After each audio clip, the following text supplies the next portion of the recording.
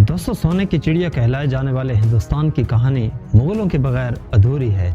ज़हीरुद्दीन बाबर से लेकर बहादुर शाह जफर तक मुगलों ने दिल्ली को तख्त बनाकर इस पर 331 साल तक हुकूमत की। आखिर मुगलों ने राजपूतों और मराठों के होते हुए इतने लंबे अरसे तक हिंदुस्तान पर हुकूमत कैसे की, आइए जानते हैं आज की इस वीडियो में। ज़हीरुद्दीन बाबर अगर हिंदुस्तान ना आता तो शायद मुग़ल सल्तनत कभी भी हिंदुस्तान पर कायम ना हो पाती और शायद लाल किला और ताज महल जैसी अजीमुल शान इमारतें आज नज़र ना आती। दरअसल साथियों, जब ज़हीरुद्दीन बाबर को अपनी काबल की हुकूमत को स्ट्रॉन्ग करने के लिए ढेर सारा ख़जाना चाहिए था, जिसके लिए उसने सोने की चिड़िया यानी हिंदुस्तान का रुख किया। 1525 में उसने इस मंसूबे पर काम शुरू कर दिया। ये वो दौर था जब तख्ते दिल्ली पर अफगान हुक्मरान इब्राहिम लोधी विराजमान था। राजस्थान पर राजपूतों की हुकूमत थी, जबकि जनूब में विजयनगर हुकूमत कायम थी। तारीखी रिवायात के मुताबिक इब्राहिम लोधी बहुत मगरूर हुक्मरान था। दिसंबर 1525 में बाबर ने दरिया सिंध को क्रॉस किया और हिंदुस्तान दाखिल हो गया। साथियों, अपनी फतूहात का आगाज उसने पंजाब से किया।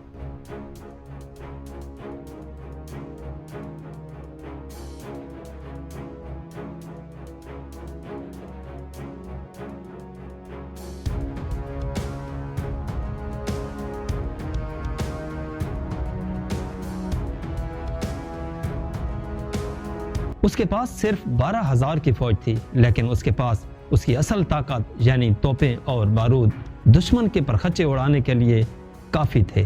पानीपत की जंग हिंदुस्तान की सरजमीन पर लड़ी जाने वाली वो पहली जंग थी जिसमें तोपें और बारूद का भरपूर इस्तेमाल किया गया।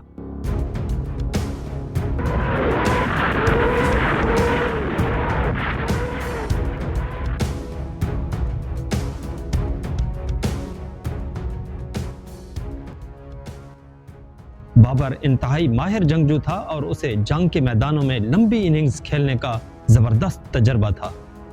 दूसरी तरफ था इब्राहिम लोधी, जिसके पास 1 लाख से ज्यादा फौज थी, जिसमें घुड़सवार और माहिर पैदल फौजी दस्ते शामिल थे। लेकिन इतनी बड़ी फौज को देखकर भी बाबर के पांव जरा भर भी डगमगाए नहीं। इब्राहिम लोधी का शिकार करने के लिए बाबर ने पानीपत के मैदान में जाल बिछाया और उसे ललकारना शुरू किया। अगरचे बाबर के पास इब्राहिम लोधी से तादाद में बहुत कम फौज थी, लेकिन थी बहुत मुनज़्ज़म। कई तारीखदानों ने तो लोधी की फौज को फौज नहीं बल्कि हजूम करार दिया। पानीपत के मैदान में कील कांटे से लैस होकर दोनों फौजें जब आमने सामने आईं तो दोनों एक दूसरे का इंतजार करते रहे कि पहले हमला कौन करता है। बाबर चूंकि जानता था कि पहले हमला करना उसकी फौज के लिए खतरनाक साबित हो सकता है, लिहाजा उसने जंग से कुछ दिन पहले रात के वक्त लोधी के कैंप में अपना एक दस्ता भेजा। इस झड़प में काफी सख्त मुकाबला हुआ, जिसमें बाबर के कुछ फौजियों की मौत भी हुई।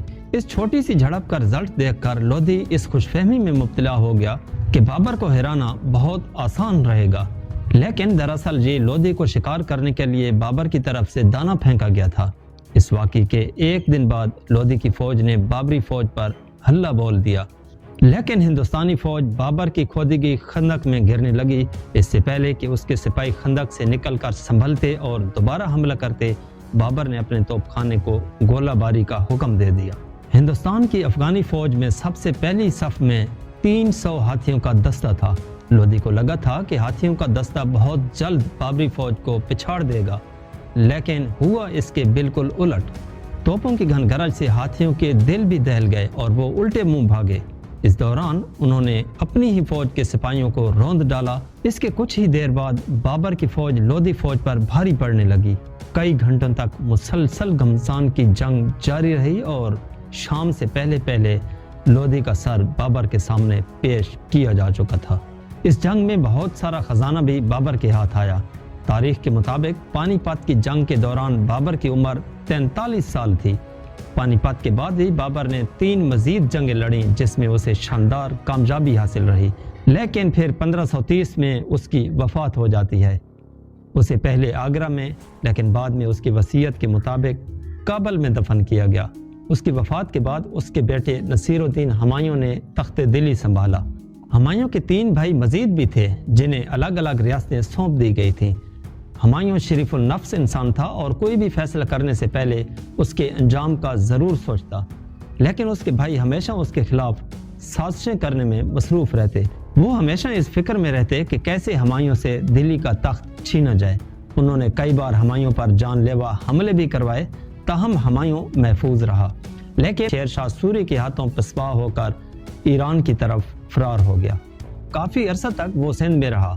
سندھ کی ایک عورت حمیدہ بانو بیگم سے اس نے شادی بھی کی، جس کے بطن سے مشہور زمانہ شہنشاہ جلال الدین محمد اکبر پیدا ہوئے۔